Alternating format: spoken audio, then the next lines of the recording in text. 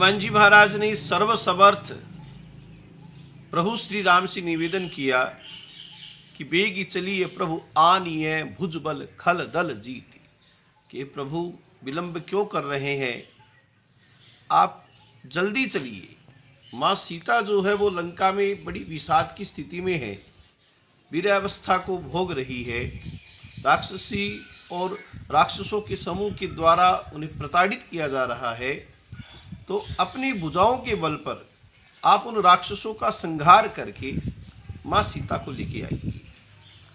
प्रभु श्री राम ने अपने मित्र सुग्रीव से कहा, हे मित्र, इस समय विजय नामक मुहूर्त है वो व्यतीत हो रहा है और आप अपनी सेना को लेके आइए।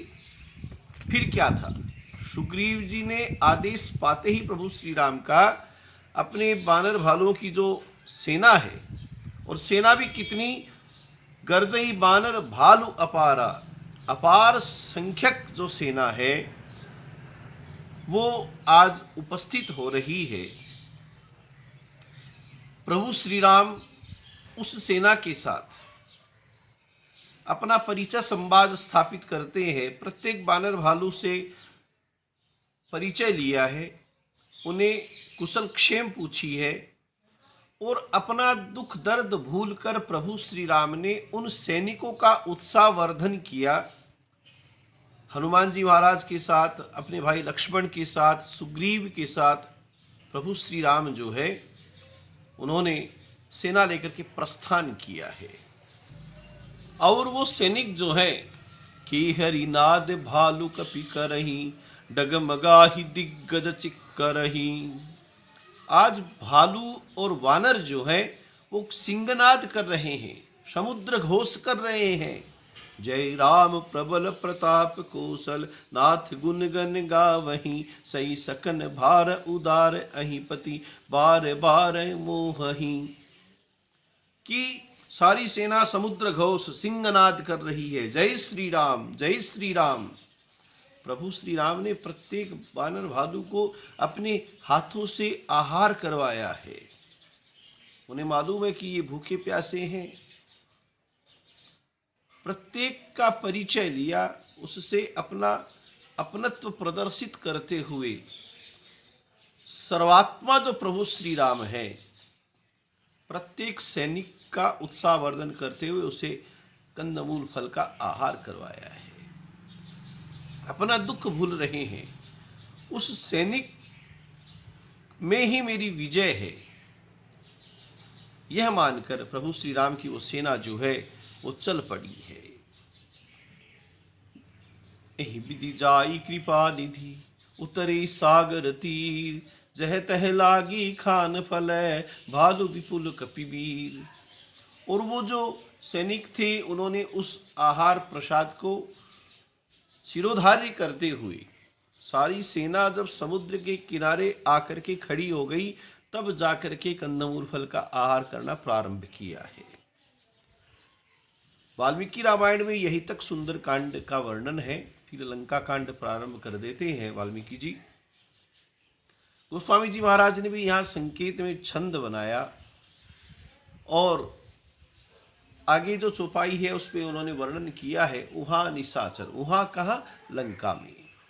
उहा निशाचर रहें सशंका, जब ते जारी गयों कपिलंका, निज निज गृह सब करहि विचारा, नहीं निश्चर कुल केर उबारा। आज लंका में राक्षस राक्षसियां जो हैं वो आपस में संवाद स्थापित करते हैं कि एक वानर आया था, वो लंका जला के चला गया। जब यह समाचार मिल गया है कि पूरी सेना ही वानर भालुओं की समुद्र के उस किनारे आकर के खड़ी है, तो वो भयभीत हो गए। भयभीत तो रावण भी था। उसने दिखावटीपन करते हुए अपनी सभा बुला करके विचार विमर्श किया और कहा, डरने की कोई आवश्यकता नहीं है, वानर भालू तो हम लोगों के आहार हैं, हम पर तो कृपा हुई है, हम उनको आहारित करके संहारित कर देंगे।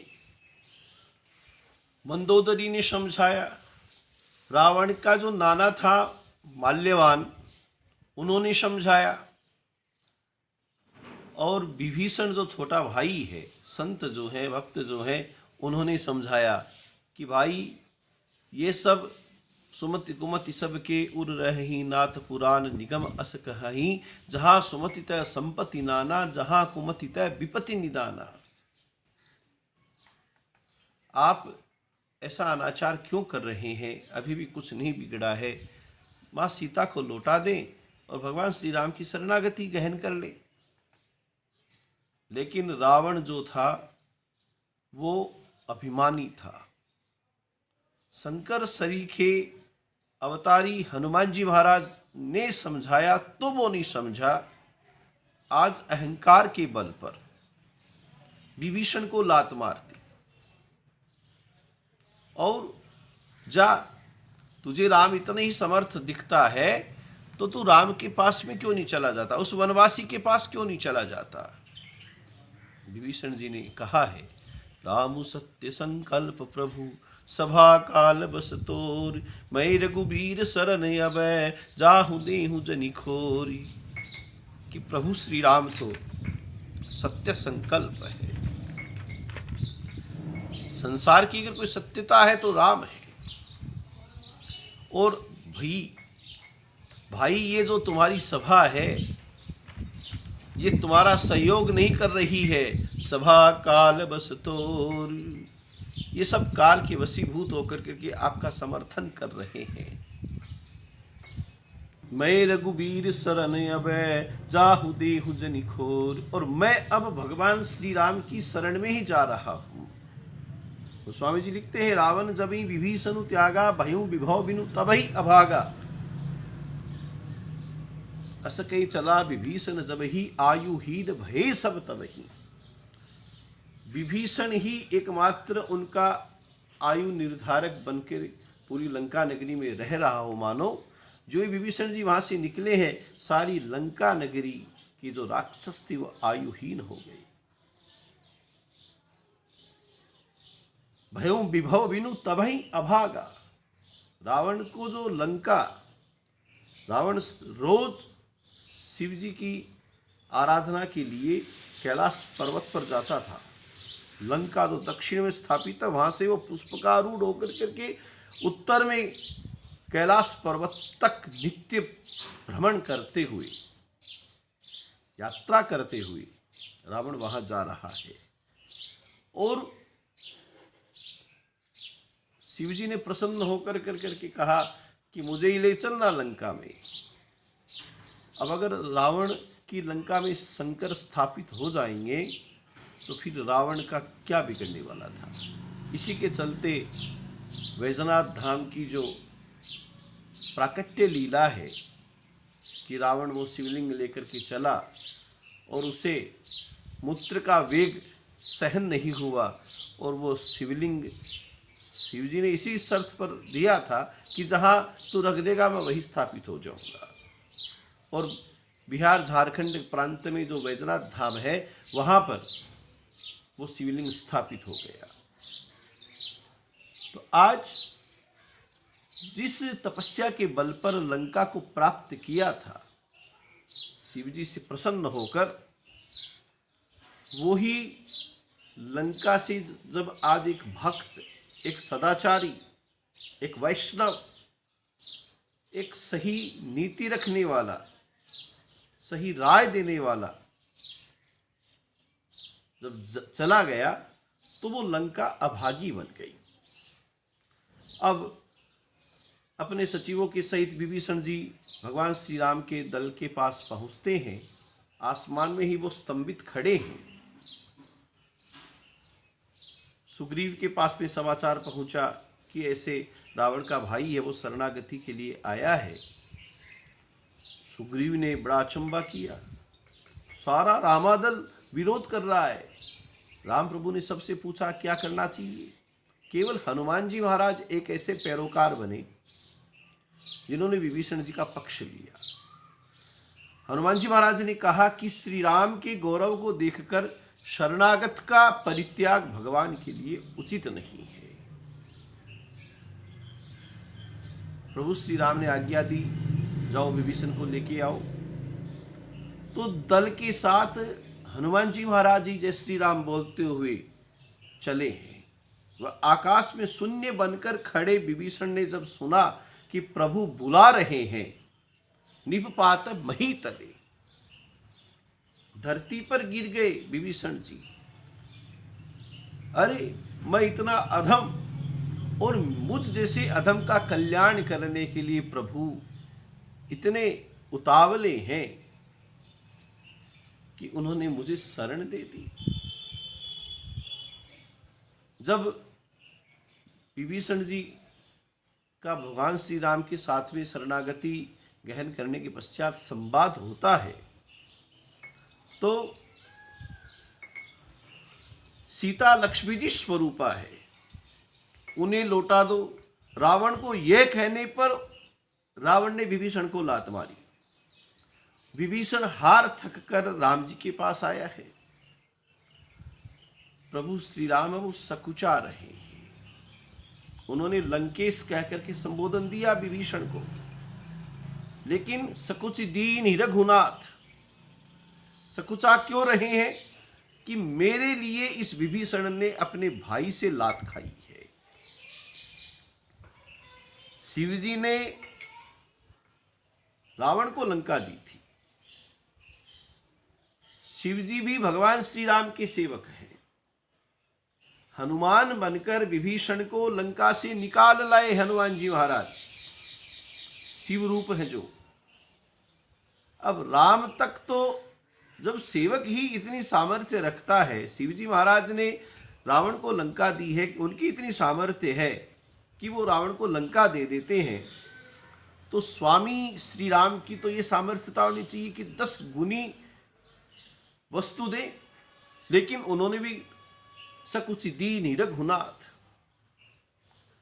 लंकेश कहकर के संबोधन दिया और लंका का अधिपति विभीषण को बना दिया, और वो भी सकुचाते हुए वो ही लंका दे रहे हैं। तीसरा इसमें जो एक मार्मिक अर्थ निकलता है कि शिव जी वो अहंकार के देवता है, वैराग्य के स्वरूप हैं। शंकर हमेशा जगत का वैभव देते हैं, स्वयं वैरागी है, लेकिन उनके जो आराधक हैं उनको संसार का वैभव प्राप्त होता है। भगवान श्री राम लक्ष्मीपति है, मायापति हैं, लेकिन इनके जो भक्त हैं उन्हें वो दरिद्र बना देते हैं, उन्हें वो माया से आच्छादित कर देते हैं कि वो हार थक कर मेरी शरण में आ जाए। और इसी के कारण से वो सकुचे हैं कि ये भक्ति से आया है और मैं इसे लंका के अलावा और क्या दे दूं। वहां पर प्रश्न उठा कि अभी रावण ने संधि की नहीं, आपने विभीषण को लंका दे दी, कल को रावण संधि कर लेगा तो क्या करेंगे आप। राम ने कहा कि इसको जो दे दिया वो दे दिया, अब अगर रावण आता है तो उसे मैं अयोध्या का राज्य दे दूंगा, अपने लिए कुछ भी नहीं रखते हैं। बाली को मारकर सुग्रीव को राज्य दे दिया, यहां रावण के जीते जी राज्य दे रहे हैं। सुग्रीव के लिए बाली को मारा, लेकिन विभीषण को जो राज्य दिया है उसमें तो अभी रावण जीवित है। सीता जी को जब पता चला कि मेरे कारण से विभीषण को निकाला गया है तो बड़ी करुण वेदना हुई सीता जी को। और राम और सीता है, जब सीता को वेदना होती है तो वो वेदना राम तक पहुंचती है।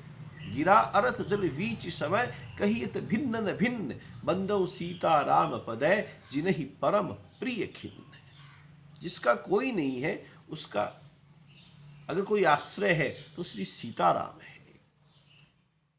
सीता जी को वेदना हुई कि विभीषण को मेरे कारण से राज्य से निकाला गया है, वो वेदना करुणता के रूप में राम तक पहुंची है, और उन राम ने उसे वापिस लंकाधीश बना कर करके मानो सीता जी को संतुष्ट करने का प्रयास किया है।